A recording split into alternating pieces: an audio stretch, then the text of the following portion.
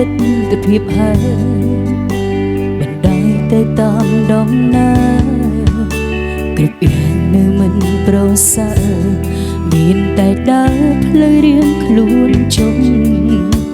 តើអូនគួរធ្វើយ៉ាងម៉េចទើបអាចគេចពីកំហុសអូនដឹងបងលែងចង់ស្មោះអូនតែខកក្នុងកៅភ្នែកបងជ្រើយកក៏ចាក់ចេញចង់បំពេញបំណងលំចោលគ្រប់យ៉ាងធ្លាប់មានរួមគ្នាកន្លង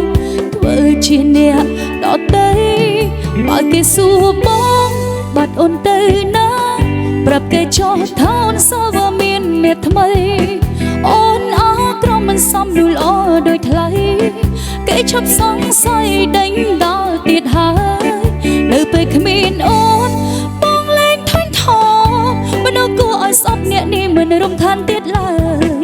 សង្ឃឹមការចាក់ចេញអូនអាចធ្វើឲ្យបងរីករាយនឹងមានអារម្មណ៍ល្អ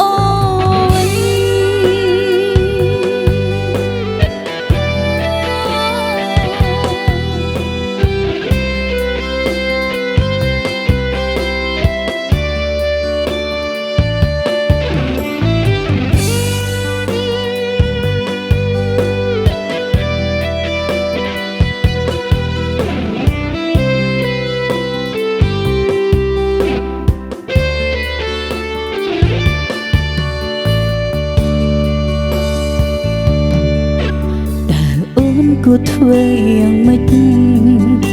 ទើបអាចគេចពីកំហុសអូនដឹងបងលែងចង់ស្មោះអូនតែខកក្នុងកៅភ្នែកបងជ្រើយកក៏ចាក់ចេញចង់បំពេញបំណងលំចោលគ្រប់យ៉ាងធ្លាប់មានរួមគ្នាកន្លងធ្វើជាអ្នកដទៃបើគេសួរបងបាត់អូនទៅណាប្រាប់គេចោះថាអូនសើវាមានអ្នកថ្មីអូនអើក្រំមិនសមនោះល្អដូចថ្លៃគេឈប់សង្ស័យដេញដល់ទៀតហើយនៅពេលគ្មានអូនបងលែងធុញថប់មនុស្សគួរឲ្យស្អប់អ្នកនេះមិនរំខានទៀតឡើយ